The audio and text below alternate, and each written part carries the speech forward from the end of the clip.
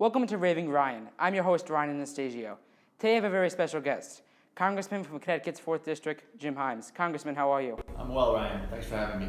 I want to start off with a question. Congressman, prior to being elected in 2008, you worked for Goldman Sachs, an American multinational banking firm that engages in global investment banking, investment management, securities, and other financial services. By the end of your career at Goldman Sachs, you held the position of vice president.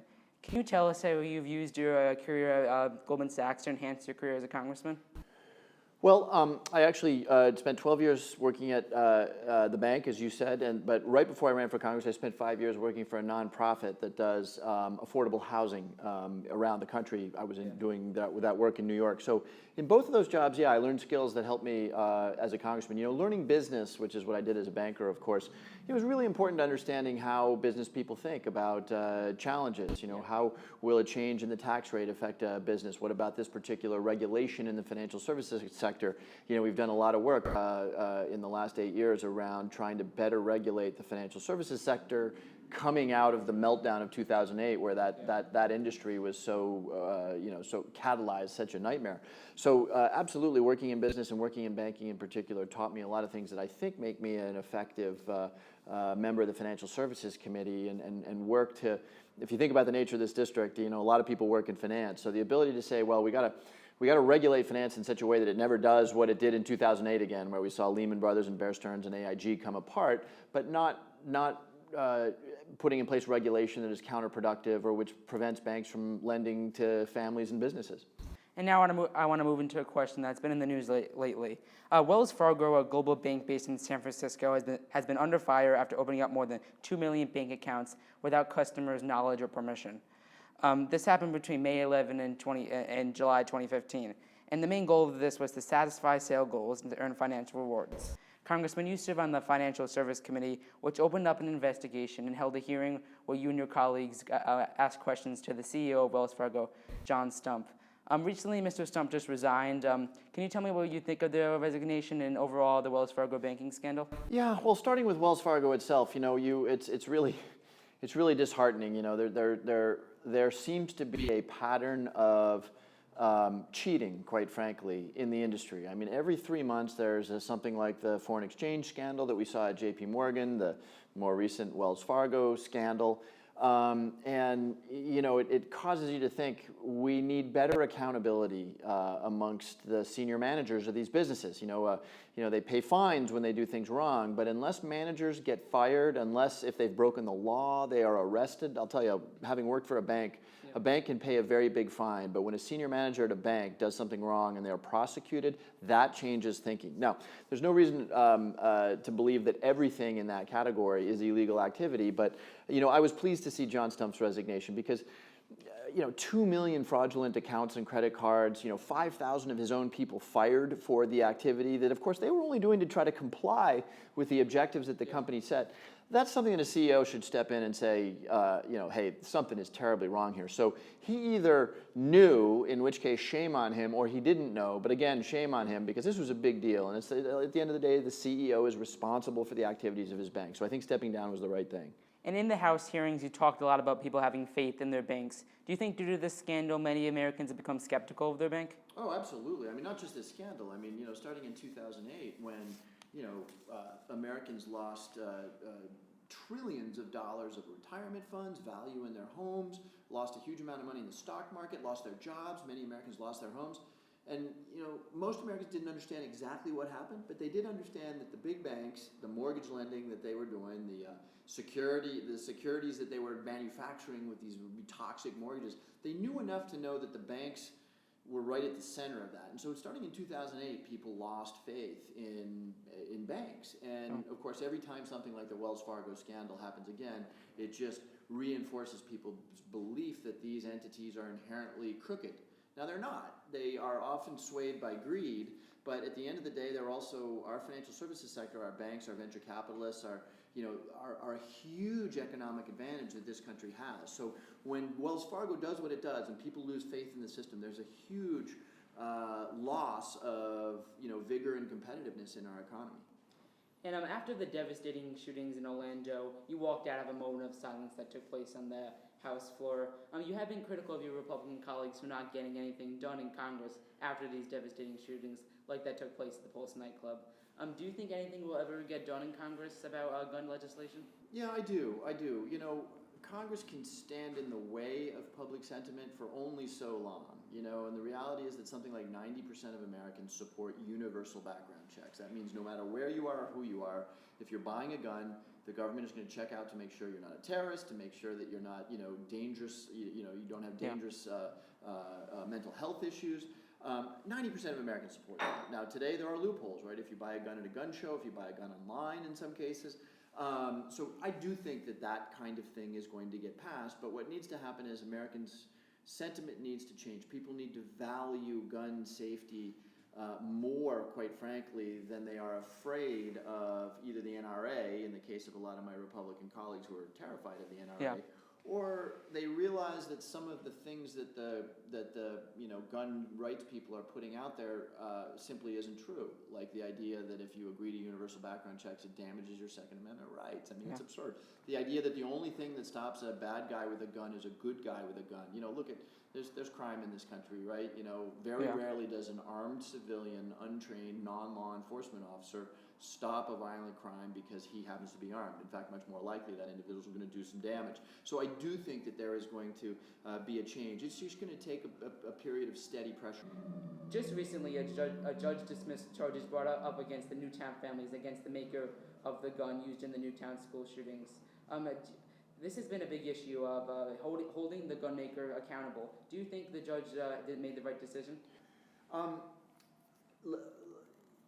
not intimately familiar with the details of that case itself. And so I'm not going to second guess the judge, except to say that I do think that there's a lot we can do to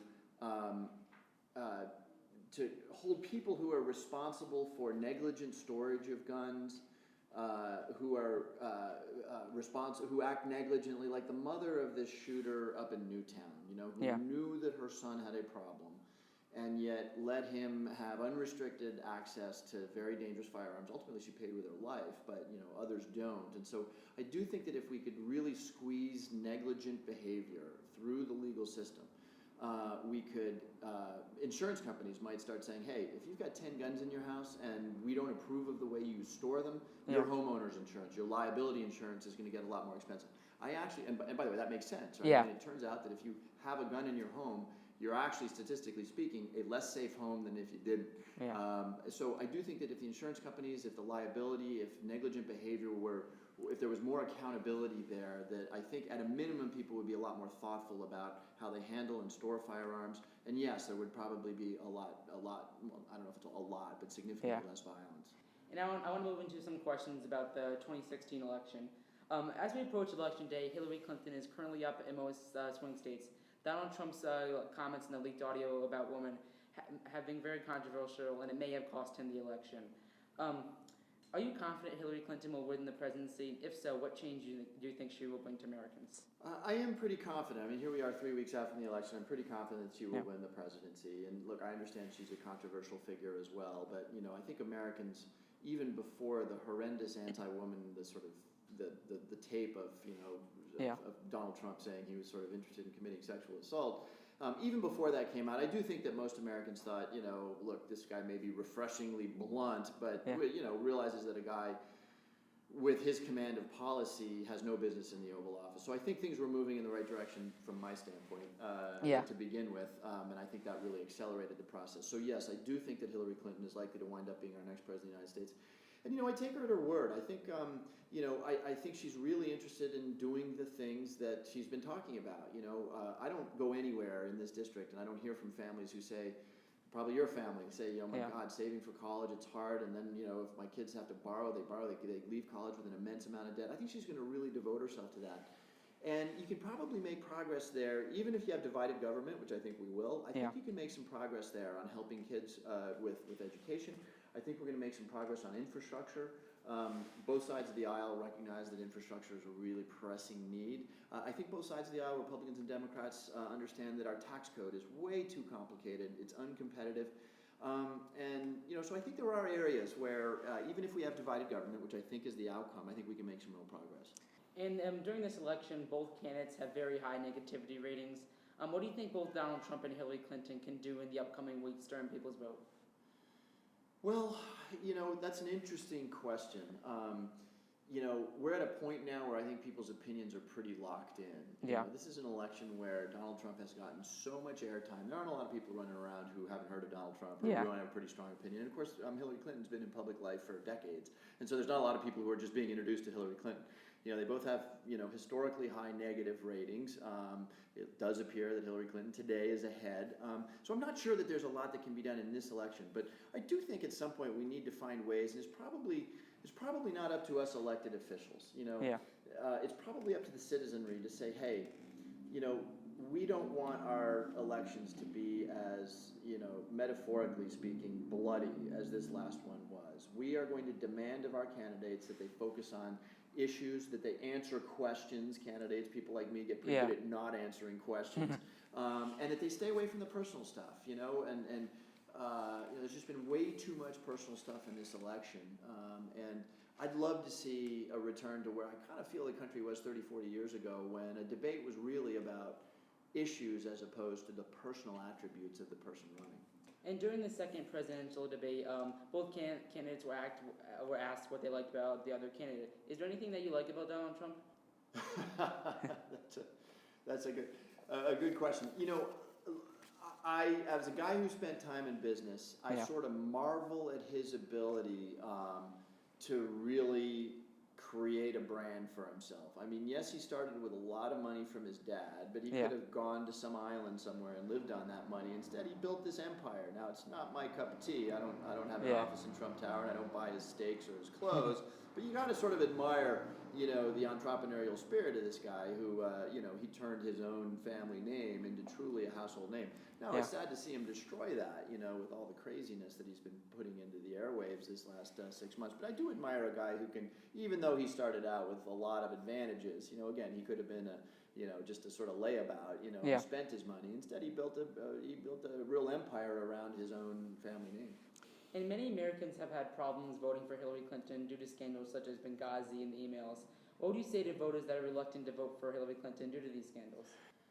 Well, the interesting thing about all of these so-called scandals is that they are largely manufactured. Now, not all of them are. Let me be clear about this. Benghazi is an example of an utterly manufactured scandal. It was a terrible event. I sit on the Intelligence Committee. I have talked to the people who were there on the ground on Benghazi. I have read every one of the 8 or 9 congressional studies that have been done. This is a manufactured crisis, manufactured by the Republicans to try to tar her. Why? Because she was Secretary of State at the time that an ambassador was killed. Now, does that mean that everybody performed perfectly in Benghazi? Of course not. There are mistakes to learn from. But the idea that she somehow did something nefarious is utterly manufactured in that case. Now, on the flip side, the decision to put a private email server into her home was obviously a misjudgment. And it frankly probably took her a little longer than most of us would have liked to come around and say, oops, I shouldn't have done it, I apologize. But that was a legitimate criticism that was probably prolonged for some period of time because she didn't do immediately what we in politics know you should do, which is to say, oh my gosh, I shouldn't have done it, I'm sorry, and then move on. But whether it's Whitewater, which Kenneth Starr investigated for years, Benghazi, which was a non-scandal, I could go on. A lot of this stuff is just sort of garbage that they throw at this woman in an effort to sort of play into this brand that they've tried to pin on her, that she's fundamentally dishonest and something other than a woman who, she got to be First Lady, she got to be a senator, but look, she could have gone somewhere and made a whole lot of money, and yet she's chosen public service over and over again. And many people say that the Senate is very likely to be in play this year, and possibly the House. Do you think there's a possibility for the House of Representatives to go back to the Democratic side? And if so, who would you like to see as Speaker? So I sitting here today, 3 weeks before the election, I actually think there's a pretty good shot that the Senate goes Democratic. Now, it'll go Democratic by a couple of votes, and in the Senate, of course, unless you have 60 votes, you don't really control the place. The House, I still think, even today, when at least from my standpoint, things are moving our way, I think the House is still a stretch. Remember, the Democrats would have to take 30 seats to win back the House, and that's just a very tall order. So I'm not allowing myself to get the hopes up. I mean, obviously I'm in the House, so it would be fun to be in the majority, but I'm not yet allowing myself to get my hopes up that the Democrats are going to retake the House. Yeah. And I want to move on to a question that's affecting the city of Bridgeport. A recent story in the New York Times talked about the city of Bridgeport having a very high tax increase in the past year. Mayor Ganem campaigned on keeping taxes the same, but he has clearly not done that. Many residents of the city of Bridgeport saw almost their property taxes double. Many people in Bridgeport are currently struggling under the spike in taxes. What would you say to residents of Bridgeport that are struggling to put food on the table due to this tax increase? Yeah, Bridgeport finds itself in a difficult position that a lot of cities find themselves in. Over the years. Now it's turning around now, and you just need to sort of walk around outside here to see that there's some new restaurants and some new housing. But over the years, as businesses left Bridgeport, the tax base decreased, and as a consequence, the people who stuck around saw their tax bills increase. And I think we're seeing the end of that process now in the city of Bridgeport. So you're right. And by the way, there were some revaluations and changes of property values that caused some communities like Black Rock, to get hit particularly hard. The answer to that, of course, is, I think, in my opinion, twofold. Number one, the city needs to stay slim and careful. It needs to not waste money. It needs to only provide those services which are essential. But we do need it to provide those services that are essential. Look, you start taking cops off the street because you want to save money. Pretty soon crime goes up. More people leave Bridgeport. You've actually just made your problem worse. So the answer is, in most cities, and certainly here in Bridgeport, is we need more businesses. We need more restaurants, more people moving in, so that the tax base actually increases. That is to say, more valuable property. And therefore, people's individual tax bills can go down. And we're making some progress. It just needs to move faster. Yeah, and an issue in the state that's been going on is people are saying that the Connecticut does not have a good pro-business environment. General Electric just left, which was in your district. But what do you think Connecticut can do to drive more businesses in? Well, first of all, we got to kind of depoliticize this a little bit. My Republican friends in particular would make you believe that this is some kind of Beirut of business, right? And they won't acknowledge that Pitney Bowes, a critical Stanford employer, looked at a lot of other places and decided to stay here. They don't acknowledge that there's businesses all around Norwalk and Stanford, businesses like Datto, like Indeed.com, like Synchrony, big businesses with hundreds, if not thousands of employees who are choosing to be here because we've got the best trained, most innovative people around, and we've got a great quality of life, and so that isn't to say that we don't have issues we need to deal with. Yes, we have to keep taxes as low as we can and make sure our regulation is smart. We've talked a little bit about this. Yeah. But look, when I talk to business leaders around my district, they usually the first thing they mention is the state of our infrastructure. They say, I can't get my people to work. They sit in traffic for 45 minutes. I think at some point, rather than listening to the Democratic and Republican theories, which are usually designed to hurt each other, we need to actually start listening to the business leaders, invest in our infrastructure, make sure that our people continue to be the best people around, most innovative, most capable people around, and do the things we need to do to make it even more attractive for businesses to be here. And I want to finish up with some personal questions. Can you tell us some of your hobbies and some of your interests that you have? Sure.